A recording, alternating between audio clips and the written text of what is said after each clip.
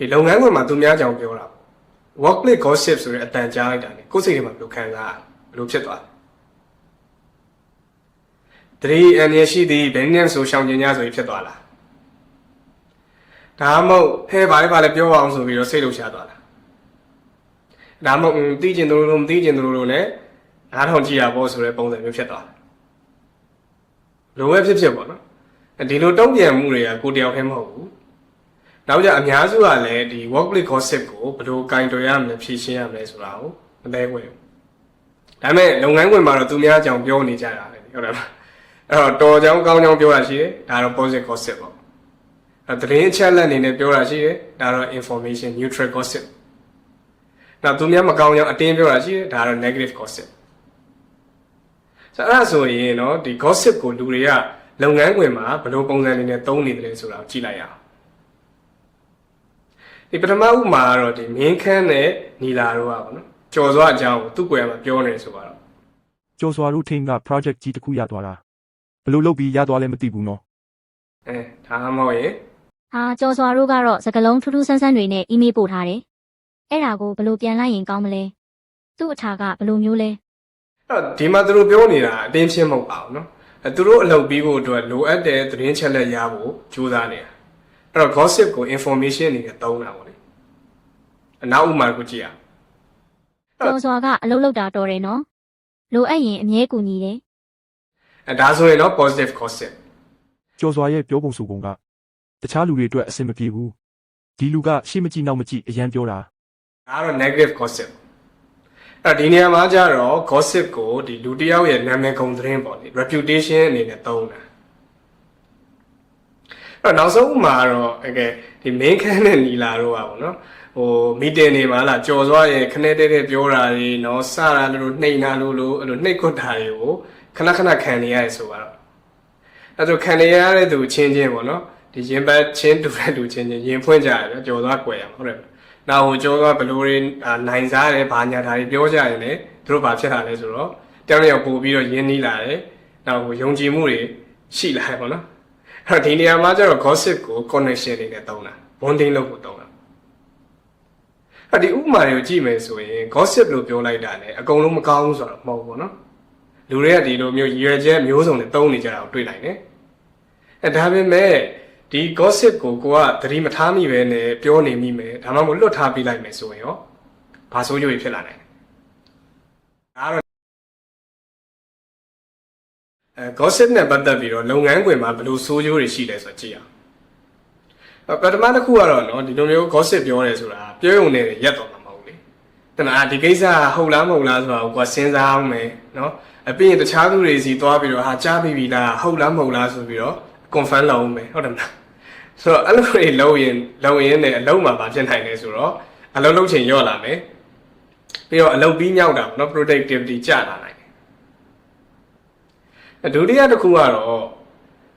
သတင်းလို့တင်းလို့ဆိုတော့တော်မီလို့ပဲသိတယ်တနည်းအားဖြင့်ရက်နေမှာမဟုတ်အပြင်တယောက်နဲ့တယောက်က lesson ကမ်းကြအောင်ဆိုတော့တဖြည်းဖြည်းနဲ့ဘာဖြစ်လာနိုင်လဲဆိုတော့ဒီယုံထဲမှာဒီလိုမျိုးကောလာဟာလာတွေသတင်းမှတွေပြန့်မယ်နောက်ပြီးတော့ဒီဝန်ထမ်းတွေခြားထဲမှာလည်းဒိုလောဟလာစိုးရိမ်မှုတွေကြောက်လန့်မှုတွေเนาะမရေရာမှုတွေအဲ့တွေပေါ့အဲ့လိုတွေဖြစ်လာအပြည့်နဲ့နှာခေါင်းသေးထွက်လာတတိယတစ်ခုအနေနဲ့ကတော့ဟလာဥမာထားတော့ဒီနီလာကမင်းခန့်ကိုကြော်သွားအကြောင်းပြောထားတယ်ငါကြော်သွားဆိုတဲ့လူကခြေထိုးရတယ်เนาะတိတ်အကျင့်မကောင်းဘူးသတိထားအဲ့လိုပြောထားရဆိုရင်နောက်မင်းခန့်ကြော်သွားကိုတွေ့တာလေသူကဒီလူကတော့အကျင့်မကောင်းတဲ့လူပဲဆိုရယ်မျက်မှန်နဲ့ကြည့်တော့မှာဗျာတိလားကြော်စွာဘာလို့လို့မင်းခန့်အကောင်းမြင်တော့မှာမဟုတ်အဲ့ဒါနဲ့ထားတော့သူတို့နဲ့ပတ်သက်ဆက်နွယ်တဲ့လုံးဖို့ကိုင်မဲ့တွေရတယ်ကြော်စွာဆိုရင်လက်ကားနေအချောက်တက်ကြည့်မရဘူးလေပါဖြစ်တယ်အဲ့တော့တကယ်တမ်းကြောင့်ညာသောအပြင်လူဆိုတာအမြဲတမ်းမကောင်းဘူးအမြဲတမ်းမဆိုးဘူးဒါပေမဲ့ကိုယ့်ရဲ့ gossip ကြောင့်မို့လို့ကိုယ်လုံးဖို့ကိုင်ပတ်နာမည်ကုန်သွင်းထိကြိုက်တာဒီ social တက်ရောက်မှုတွေရှိသွားနိုင်တယ်နော်နောက်ဆုံးတစ်ခုကတော့ gossip ပြောတယ်ဆိုတာအပြောခံတဲ့လူတွေဖြစ်တာမဟုတ်ထိတာမဟုတ်ပြောတဲ့လူကတစ်ချိန်ကျထိကြိုက်ပါပဲတဲ့ကိုရှုခုံပတ်တာပေါ့အဲ့တော့တဖြည်းဖြည်းနဲ့ဒီလူတွေကဒီလူကတော့အတင်းပြောတဲ့တယ်နော်ဒီတယောက်ကတော့ဒါပြောတာပဲဆိုတဲ့ဟာမျိုးတ သတင်းထွက်လာတယ်လူတွေကအဲ့လိုမြင်လာပြီဆိုရင်နောက်ကျန်ကနားထောင်တဲ့လူကစိတ်ထဲမှာလည်းငါလည်းတော့ဘယ်တော့ရောက်မလဲမသိဘူးဆိုပြီးတော့အတန်တရားတွေဝင်လာမယ်နောက်တဖြည်းဖြည်းယုံကြည်မှုတွေလျော့လာမယ်နောက်ဆုံးမိတ်ပြတ်သွားတာဖြစ်နိုင်အဲ့ရမှာပူဆိုးလာရင်ဘာတွေထိဖြစ်နိုင်လဲဆိုတော့ရုံးမှာအဖွဲ့တွေကွဲနိုင်တယ်နော်နောက်ကျလုပ်ငန်းခွင်အစိတ်သင့်မှုတွေဖြစ်ပွားနိုင်တယ် toxic culture ပေါ့နောက်ဆုံးဒီနေရာကြီးကစိတ်ပြက်စရာကြီးပျော်စရာမကောင်းတဲ့လုပ်ငန်းခွင်တစ်ခုအဲ့ဒီဖြစ်သွားနိုင်နော်အမိုက်ကစားပြတ်တက်ပြီးလောက်ပြဿနာအောင်16000ဖြစ်နိုင်အဲ့တော့ဒီလိုစိုးကျိုးတက်ရောက်မှုတွေညှော်နေအောင်ကျွန်တော်ဘယ်လိုကင်ပဲဖြည့်ရှင်းလို့ရတယ်နောက်ဆုံးတကယ်တမ်းကတော့အလုံးမှာကဘယ်လောက်ပဲအေးစင်းနေပါလေပြော workplace gossip ကိုရှောင်ဖို့မဖြစ်နိုင်တဲ့လောက်ပဲပေါ့ဒါပေမဲ့ကိုကဘယ်လိုဖြည့်ရှင်းမလဲကင်တွယ်မလဲဆိုတာကိုတော့ရွေးချယ်လို့ရတယ်ဒါကြောင့်မို့လို့အဖြစ်များတဲ့အခြေအနေတွေနဲ့ဘယ်လိုပြန်ပြီးတော့ဖြည့်ရှင်းတင်လဲဆိုတာကိုကြည့်လိုက်အောင်ပထမတစ်ခုကတော့ကိုယ်လှုပ်ဖော်ကံမဲ့တယောက်ကတခြားသူတယောက်ကြောင့်လာပြောတယ်ဆိုတော့ဟဲ့ကျော်စောကိုမနေ့ကမီတင်းမှာမြင်လိုက်လားမန်နေဂျာကိုတောင်ပြန်ပြောနေတယ်လေသူပဲလူမှန်ကြီးလုပ်နေတာဒီလိုလူမျိုးနဲ့အလုပ်လုပ်ရတာတကယ်ခက်တယ်နော်ဒီလိုလာပြောရင်ကိုဘယ်လိုပြန်ဖြည့်ရှင်းအဲ့တော့အားရပါရဝင်နှွဲနေမယ်စားဟုတ်တယ်နော်သူဘာလို့ဒီလိုပြောလဲမသိဘူးအကြောင်းတစ်ခုတော့ရှိမယ်ထင်တယ်သူနဲ့တိုက်ရိုက်သွားပြောခြင်းကောင်းမလားအဲ့လိုမျိုးပြဿနာဖြည့်ရှင်းတဲ့ဘက်ကိုတည်ပေးလိုက်လို့ရတယ်ဒုတိယတစ်ခုကတော့တခါလေးမှာကျွန်တော်တို့သိမှာသူများကြောင့်အရင်ပြောညင်လာတဲ့အခြေအနေရှိတယ်ပြောဆိုရင်ဘာလို့ရင်ကောင်းအဲ့တော့မပြောခင်ပေါ့နော်ကိုယ့်ကိုမိကုန်းလေးတစ်ခုလောက်မေးကြည့်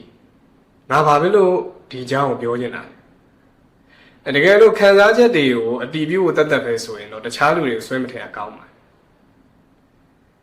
ဒါပေမဲ့